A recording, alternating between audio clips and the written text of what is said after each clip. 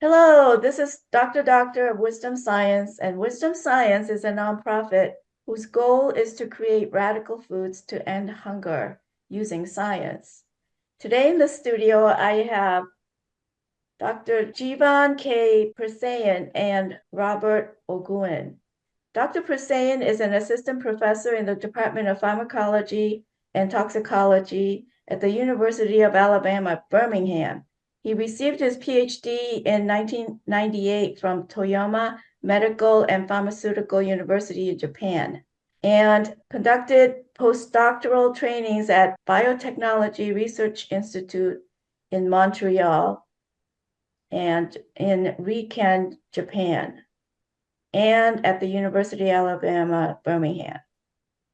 Dr. Prasain's lab has been actively involved in discovering new properties of bioactive dietary natural products, particularly the roles of botanical compounds and dietary supplements in promoting health and preventing chronic diseases.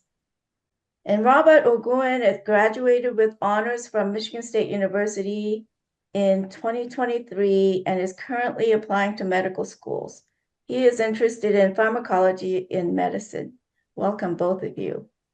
So my question for Dr. Prasain is, how did you become interested in functional foods? Like what are functional foods? First of all, thanks, Christine, for having me today. It's make a long story short. Actually, after my PhD, I was deeply interested in particularly, the bioactive food component that can promote health and also prevent some chronic disease. So back in around 2000, so in pursuit of this, I joined Purdue UAB Botanical Center. So there was a NIH-funded botanical center, Purdue University and UAB, for age-related disease, especially chronic disease, and the focus was polyphenol.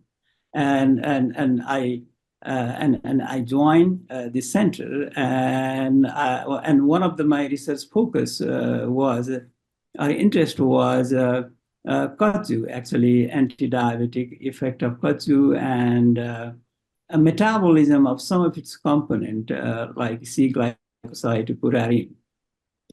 So I was a recipient of Botanical Center pilot grant back in 2000, I think 2003 or 4 around. And then also I worked with a senior colleague here in UAB in our department as well as in other department, Dr. Weiss, Dr.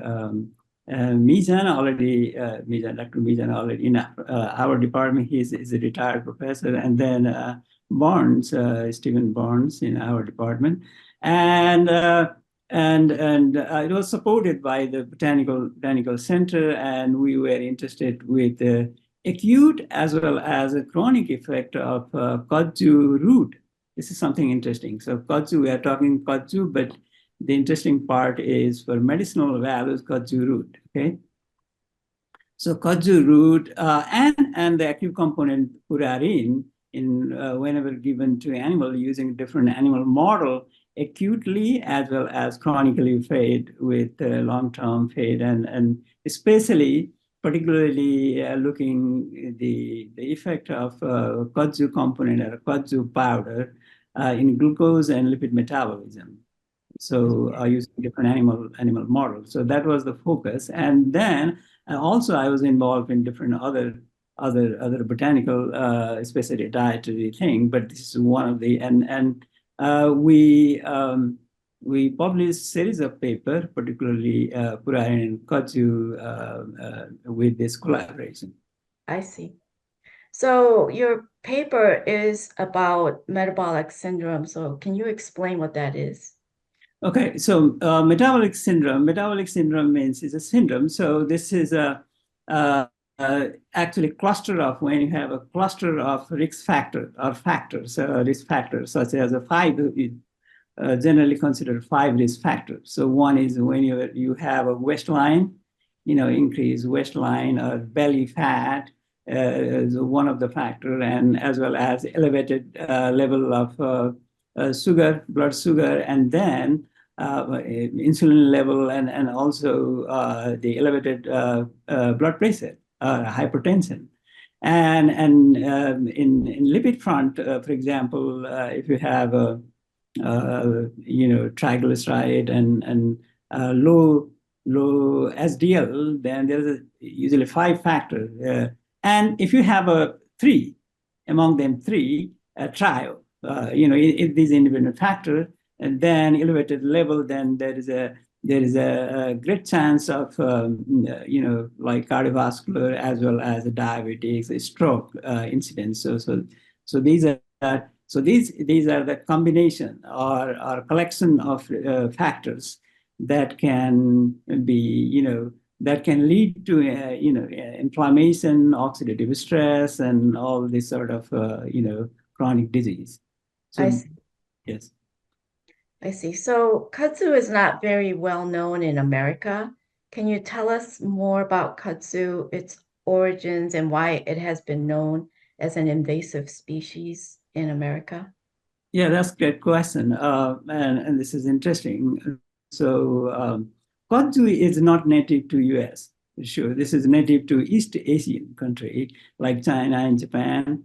So, and how? So the question is how it was introduced into the US, right? So it was back in 19th century, particularly in 1876. So there was Centennial Exposition in Philadelphia. So, and it was obtained as a gift, ornamental plant from Japan. So it's a Oh, very okay. popular plant. And then what happens that after in 1930, around 1930, this plant was used as recommended to use to control soil erosion, especially Okay. during the period of Great Depression. Okay, and especially in southern state of U.S. So it was first used as a to control soil erosion, and then the interesting thing is because this plant like the weather, the climate of southern state like Alabama, Mississippi, and you see that and it actually even better than native land, so that's why it grew. It engulfed, it ate most part of the southern state. And if you travel Alabama, Mississippi, Georgia, you see that in both sides of interstate, the full of everywhere. And the interesting thing is actually it propagates vegetatively also. It doesn't need a seed. Okay, and Ah, growth is incredible. It can grow as tall as 18 feet. Oh, sorry, 18 meters. So, oh, and then it also has a root, uh-huh.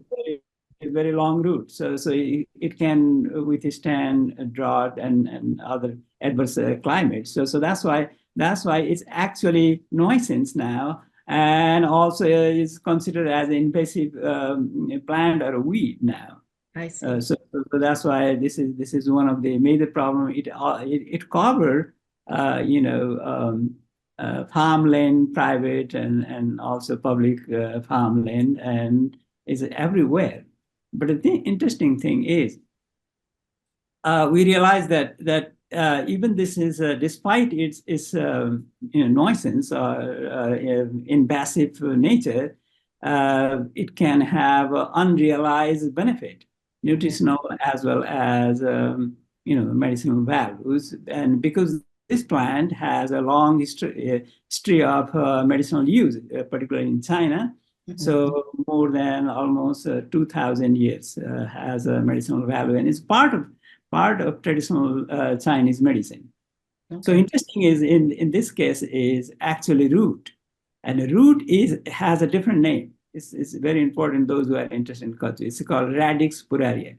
So Puraria is genus, right? So it has a different, many different species of kudzu, but the root part, which is widely used in traditional medicine, traditional Chinese medicine, particularly in alcohol, alcoholism, to reduce the hangover, actually, and diarrhea and other things. So root is what we call Radix puraria. So that is interest for especially those who are working in medicinal value. Okay, so there's different varieties of kudzu, but are all the roots of different varieties used for medicine or Yeah, all varieties, I'm not sure, but that variety we're talking is a Lobota. okay. Yeah, And Lobota. then I know that the plant itself grows a foot a day. It can grow Yes, a foot a day, but yeah. does the root also grow a foot a day? Yeah, yeah. The root also food also, the root doesn't food a day, but it's a use like a yam or it's a can grow like many kilos. So it's a use. Yeah, yeah. Okay. And then last time I talked to somebody, they told me that kudzu has not been genetically mapped, but I think it has been now, right? It's Yes, been yes, yes, yes. genetically That's an mapped. interesting question. Actually, I and my colleague actually we try to get a funding also. So the thing is, people are interested with Purarin. The interesting is okay. Here is the interesting thing. I missed that. So this is legume. Legume. Okay, Legume legume. like legume like soy pea or a leguminous family, right? So it's a legume. So it's a good source of protein also, the Okay, legume. And also there's a nutritional value. And at the same time, the medicinal value is a phytonutrient. So phytonutrient like okay, right? So soy, story of soy. So soy is a as a functional food for protein source as well as many isoflavone like genistein or the bioactive compound uh, for cancer as an anti-cancer and many other combating chronic disease. So the interesting thing is uh, kudzu, actually the same member of family, the legume, uh, okay. has an isoflavone. Even the content, isoflavone content is even higher than soy. I see. Wow. Yeah, so that's why, and it's a free. So interesting is right. Yeah. Yeah, it's a free. So that's the interesting part, and maybe we will come that a little later in the slide also. So yeah, so that's the thing that it has a nutritional, but not utilized or not been Mm, exploited actually, but also has a medicinal property uh, I see. with isoflavone. Right. So how many studies have been conducted that show an association between kudzu and diabetes? Oh Is that yeah. a new kind of st research or Actually, not new, relatively new, but it has been in there are over 100.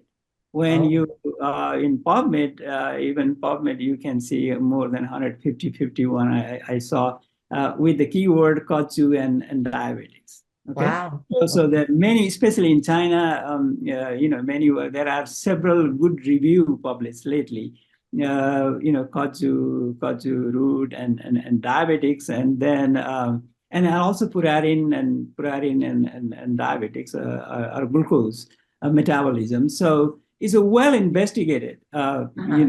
particularly for glucose metabolism. I see. And the interesting thing is because purarin, these compounds are, that there is a less concern about toxicity. So that's the good thing. Okay, good. Has kudzu ever been transgenically or metabolically mutated either as a whole plant or parts of it into Yeah, like other yeah. So plants? that's we try to get a funding for that. So people are interested with purarin, the bioactive compound. So question is whether how we can manipulate metabolically the synthesis of C glycoside like purarin. So gene, try to find out gene that can be, manipulated or that can to increase the desired metabolites like purarin or daisine. So that's why, yes, there are work. I think you're asking the same question, right? So we can modify it, genetically modified or mutate some gene and change the composition of bioactive compounds. Okay. Okay, my next question has to do with your study. Can you just basically tell us the main ideas that came out of your study that, in the article that we sent Yes. you? So yeah. I'll talk in little in detail. So let me share my slide. Can I share now? Maybe. Sure. As I mentioned that I was awarded with a botanical pilot grant to look at the active component of Kudzu root. So shown here, as you can see that here is a Kudzu Puraria lobota. So do you have a Kudzu in Michigan? I don't think so, Okay. but Okay. because I moved to Georgia from Michigan, and as soon as I Oh, came to Georgia, okay. that I noticed kudzu. Yes, yes. So anyway, here is a kudzu, and this is root part of kudzu. And you know that now kudzu-based dietary supplement you can buy in Okay. here is one of the example that's kudzu-based dietary supplement. So question is what we did. So now your question is about to summarize our work over the past 2 decades. In terms of analysis and biological effect. So kudzu powder, so we analyze. So important thing is you need to know what are the active component, right? And also the quality is important whenever you take a supplement like kudzu supplement and what are the active component and the quantity of those active components. So we analyze kudzu powder from different dietary supplement, different from different vendor, and analyze what we found that I'm not going to show, but you can see in our paper published back in 2003, Journal of Agriculture and Food Chemistry, 2003. So these are two major isoflavone, so purarin and daisy. Okay, so if you have a chemistry background that this is a glycone. This is isoflavone. This part, a glycone. Glycone means sugar. So sugar. This is glucose moiety, and it is a glycone means without sugar, linked with oxygen here, ether linked. So what we call O-linked glycoside. Okay, and interestingly, purarin is actually C-linked glycoside. So structurally very similar. The only difference is O-linked and C-linked. And purarin is the most abundant compound in kudzu root. Okay, so and then daisy. So in other words, purarin root contains C as well as O glucoside of isoflavone. Other interesting fact is in soy. If you look at soy has only O glycoside, like genistein and other, no C glycoside. Okay. Yeah, so this is something, and then this is a HPLC analysis of the LC that you see that purarin is here because of C glycoside is relatively polar, so it's a purarin and daisine, and it's then when we hydrolyze, when you cleave this sugar, then you have daisine and both daisine with a loss of sugar or hydrolyzed product. I see. So this is this this is the interesting part that the Kudzu, but the thing is, these when we analyze some of these products, then the label, if you look at the label of dietary supplement, they didn't mention about purine. So that is the problem, that maybe they confuse daisy and purine because they have same molecular weight, I see. structurally similar, so but biologically different. It's, these are two completely different, and you'll see in next slide that how these two compounds differ in terms of glucose metabolism as well. Next slide, please. Okay, so go ahead, Robert. What is your next question? All right. I just want to say thank you, Doctor, for having me. Happy to come help you out today, and pleasure meeting you, Dr. Prasain. Yeah. But yes, I'm going to ask a few questions. Sorry if there's any repeats here. I believe you touched on a couple of these prior. I'm going to skip over this first one because you'd mentioned purine is really the main active compound here, and we talked about a few of their Kudzu's traditional uses.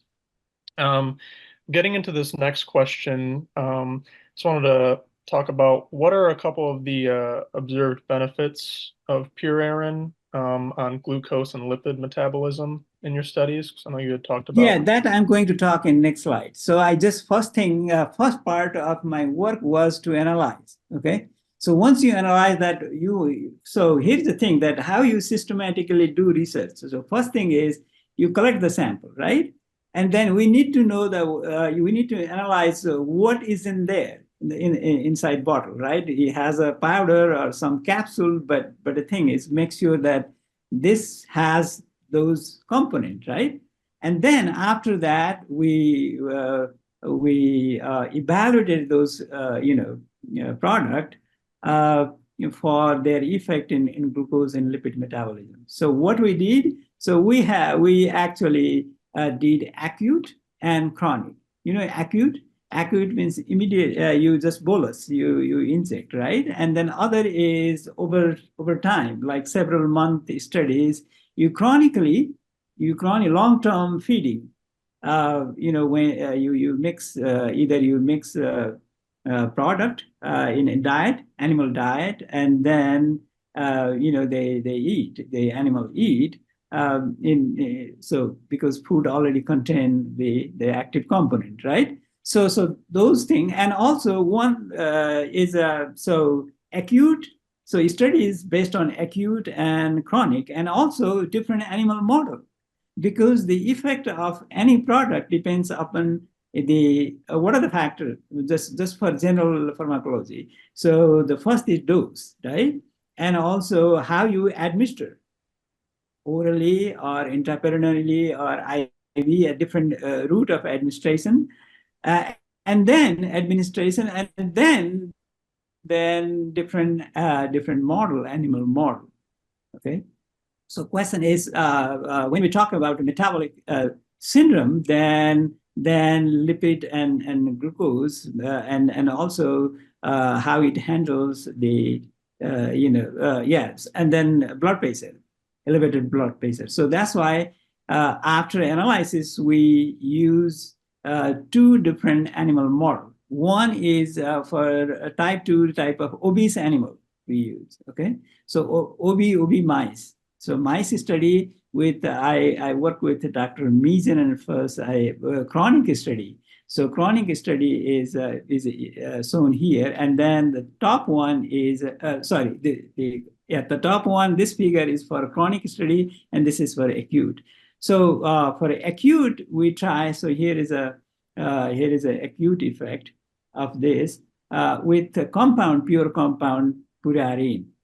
Okay, so what we did is we try to examine the effect of purine and daisine, two different compounds, but found in Kudzu root, and using OB mice, because OB mice, OB, have you heard OB mice? Is a mice model that has a leptin deficient. leptin deficient. So leptin, have you heard leptin? So leptin, what leptin does? So leptin is very important hormone that main function is in energy homeostasis. So what happens that when the gene delete or when there is no leptin, what happens?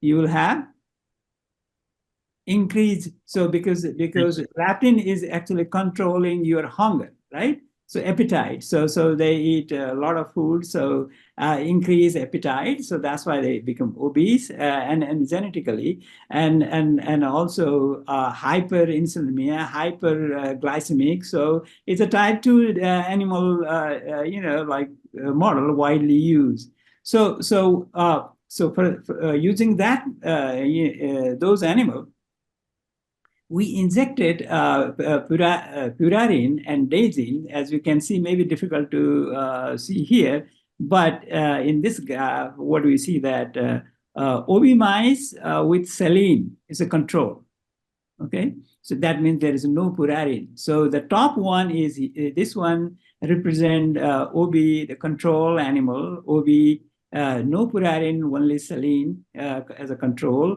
And you see that. So what happens? So this is a study that when you take, so OB mice and lean mice, and take up before, so it's what we call glucose tolerant test.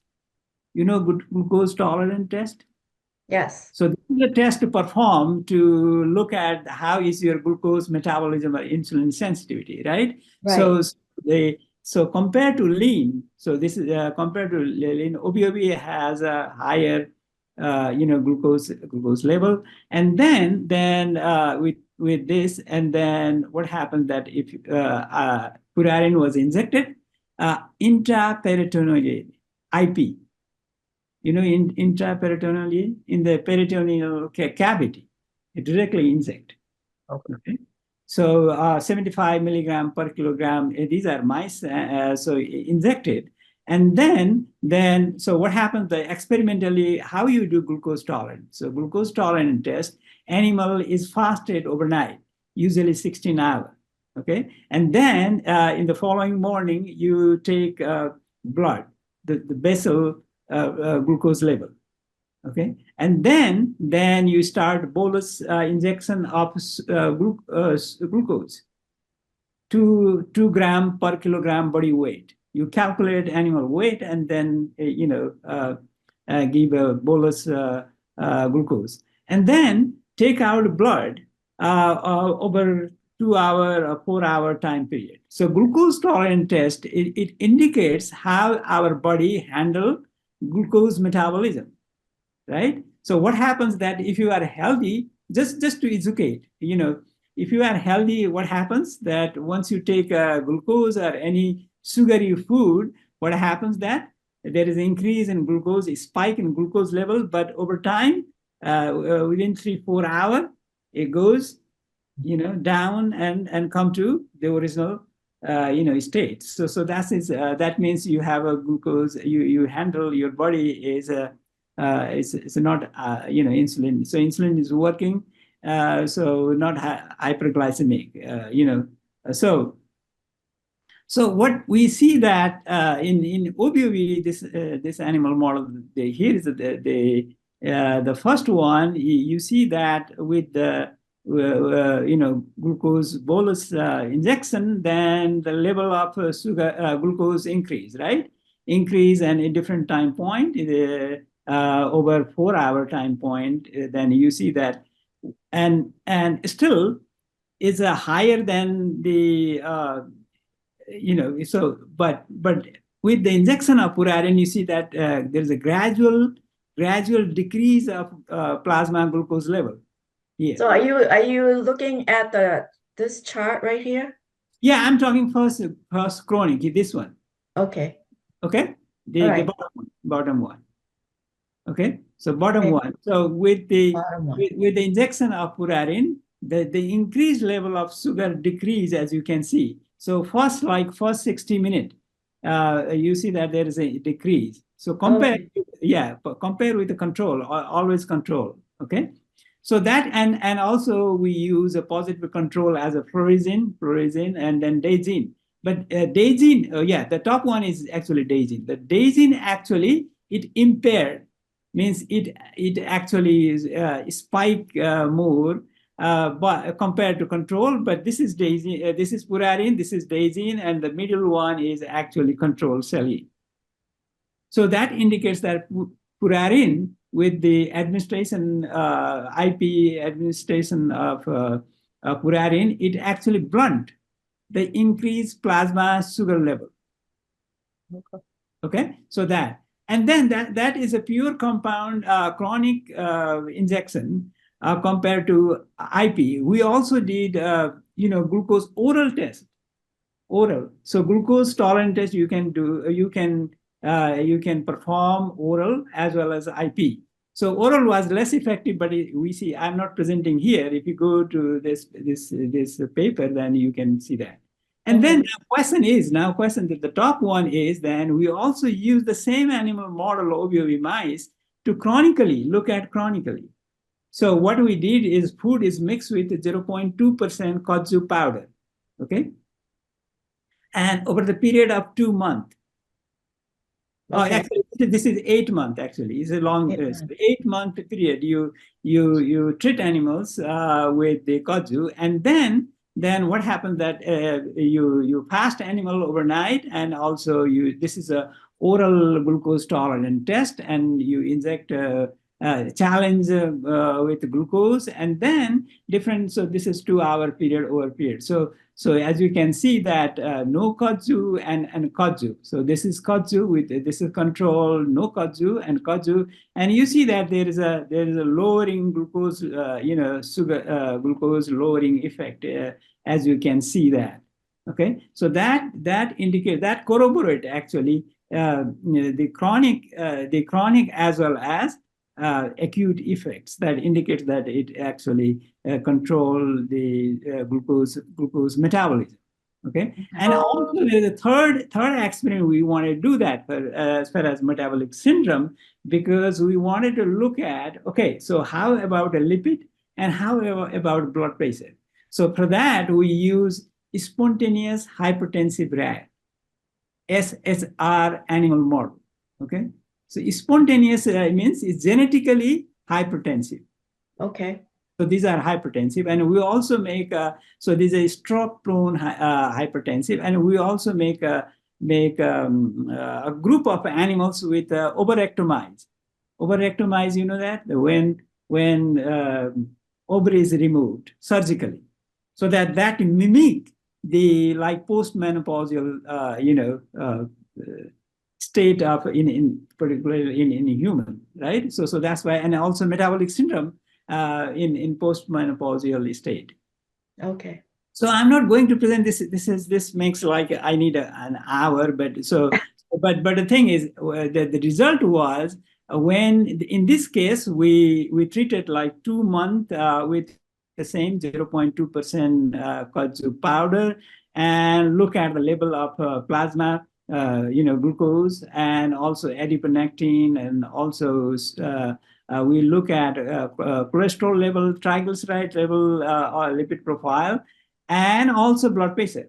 So what happens that kudzu actually, it reduced blood pressure, 10 to 15 millimeter decrease in blood pressure, and because these are genetically hypertensive rat, and also the sugar level was reduced, the plasma level compared to with kudzu and without kudzu, and both SHR, ovarectomy, and not ovarectomy. So that indicates that this is actually working in metabolic syndrome, that it improves glucose metabolism, it improves lipid metabolism, and also it lowers elevated blood pressure, hypertension. So these are trials. So always think in metabolic syndrome trial, there's an independent 3 factor. When they work together, these factors, then is likely to have a cardiovascular disease or type 2 stroke or type 2. So these are the different different experiment we did over like 10 years period of time with, and it was as shown here is it was published in UAV magazine here in UAV that interesting our finding that so it's a report within UAV report also. Okay. Awesome. So go ahead, Robert. Next question. Thank you for summarizing that and explaining the charts. Appreciate it. So looking at the next question, I wanted to try to get into how does purerin affect gut microbiota composition, and why might this be important for the okay, I will answer. So let's go to next slide. I will answer that. Okay, so I think that's something I wanted. So question is now, so we also did the uptake and metabolism. Okay, so that is because I'm a pharmacology faculty in the department of pharmacology, so we need to talk about this also. So what happens that when you gavaz or when you give animal orally, then purerin, as I said, has a C glycoside, and then its absorption is compared to O glycoside. Absorption was a repeat. So we treated animals, we took a blood, and what we at different time point, and what we found that 1 hour, within 1 hour, you see that purerin concentration and the pharmacokinetics, if you look at, and it's just so quick. So that means quick means it's maybe transported. That's what we hypothesize, that like glucose transporter like SGLT1 maybe transported by some transporter. And then interesting is when you analyze by mass spec. So what these are, I'm not going to talk about detail how we do this analysis, but the thing is this peak, the single peak that represents purerin. So the conclusion is, so it is absorbed as an intact molecule, unmetabolized in plasma sample. Okay, unmetabolized means usually what happens, the glycoside hydrolyzed to this sugar is usually cleaved. If you know a little bit about drug metabolism, so what happens, that hydrolysis of glycoside. But in case of, because this is CC bonding, okay, carbon-carbon bonding between sugar and this isoflavone moiety. So it is resistant to hydrolase, beta glycosidase in the gut. So that's why we see that. And also so it distribute different part of the body, this compound. Okay, so shown here in adipose. So again, we are interested, we have a published paper, we look at distribution compartmentalization of this compound in different organ. So one of the, again, coming back to the role of purerin in glucose handling or in glucose metabolism, we look at in adipose tissue. So what we found that in adipose we found intact. This is the standard, and then you see the same retention time purerin in adipose. Okay, so now it's we now know a little bit, because this compound is absorbed intact, but here is interesting thing, that you know that these polyphenol compound, even though it absorbs better than O glycoside, but the bioavailability is very poor.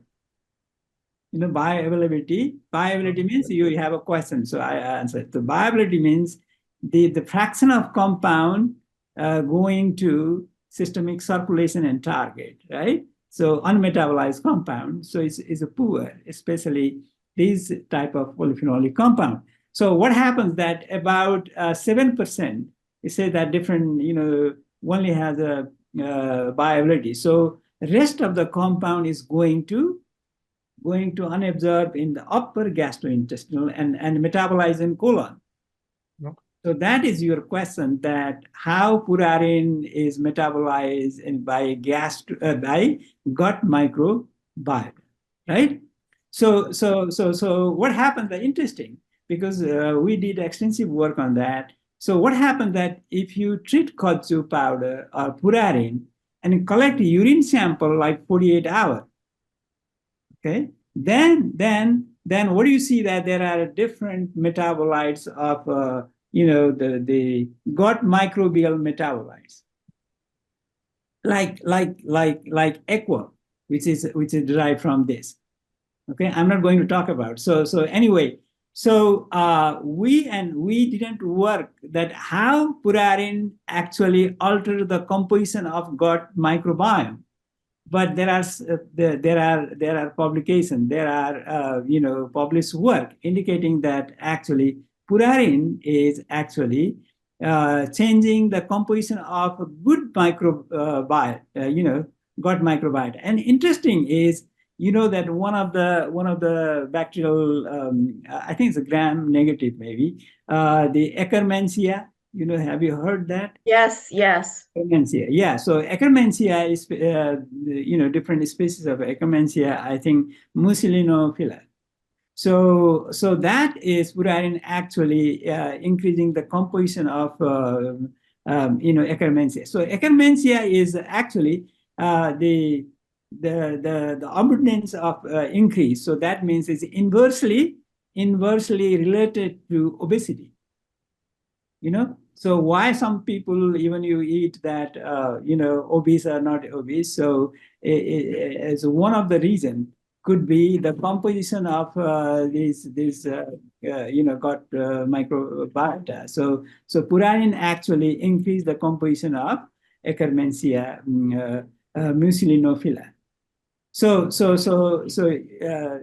to answer your question that whether or not purarin, actually, what do you call the compositional change, right? So dysbiosis, what do you call technical dysbiosis? So it changed the composition of gut microbiome and in positive way. So it increased the good bacteria like this. So maybe metabolic syndrome like obesity or glucose handling, that effect, maybe part of the effect may be related to the composition, gut microbial composition change. Okay. All right. Thank you. I appreciate that. I'm going to move on to maybe the last question if we have time for some more questions. Yes. Doctor. Yes. Okay. I'm going to skip these next two questions because they do with glucose metabolism. You touched on that, summarized that very well. This question, there's a term that came up, adjuvant therapy. I was wondering if you could define that a little more in the context of your application. Obviously, I will talk about it. The next, please, Next slide. Next slide. Yes. Okay. Okay. So that may be the final, again, mechanism, right? So this is a little hard science. I don't want to, dwell too much in this, but so question is now how purarin in particular, that how it, what is the mechanism, underlying mechanism for purarins, anti-diabetic or glucose metabolism. So what we hypothesize actually, we don't have validated experimental, result, data to prove this. So what we think that this is published in Food and Frontier 2021. So because you see that purarin is absorbed so quickly. So there is a passive diffusion. You know that, again, coming back to drug metabolism and absorption. So some compounds are relatively non-polar compounds are absorbed, passive diffusion. So what do we think that because it's a so very quick and so we think that this may be transported by like glucose transporter, like SGLT1. SGLT, the sodium-dependent glucose transporter. So maybe it's a substrate. So maybe it is carried or transported from, to the system in circulation by SGLT. And thus, what happens that maybe when purarin compete with the glucose to binding with the SGLT. So actually, so there is a no spike. There is a less spike, right? And then what happens that once purine in the systemic circulation, then it also incretin. Have you heard incretin? No. So that is actually, that sensitize the insulin sensitivity increase. So that's why it's a part of the, hypoglycemic or effect of, or anti-diabetic effect of purine.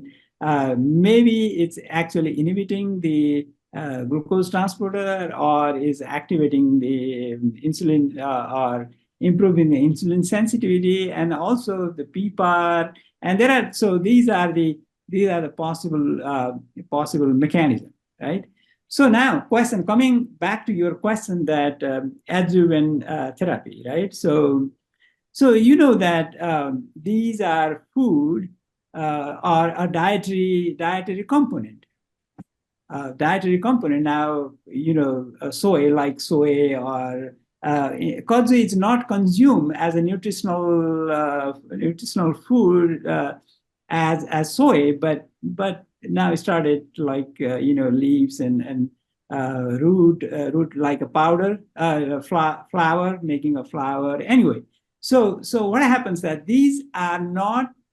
We don't think these as a medicine or drug, but what do we think that these can help?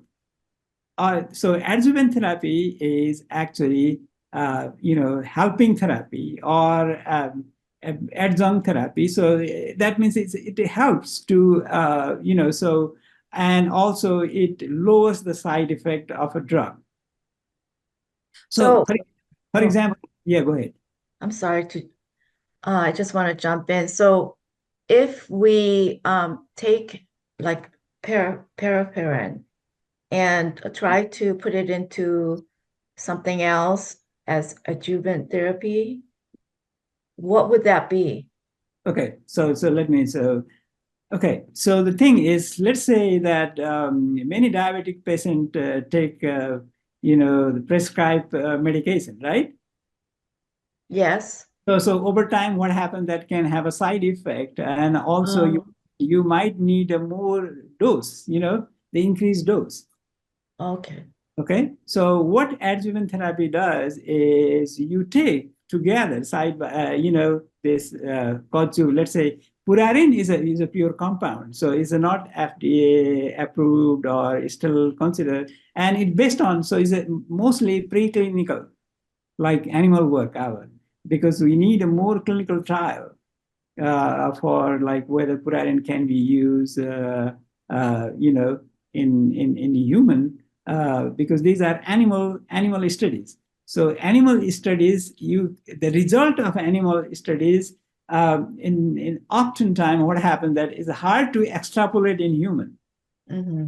So you need a more clinical trial to validate whatever you see in animal, right? So that's Right. why. So that's why the question is now. So what do we think that?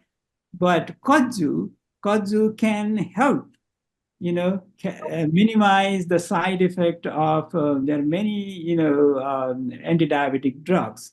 I see. Yeah, so that's the helping therapy, or so it might improve the condition, and so that the side effect can be minimized. So that's why we use it. Most of the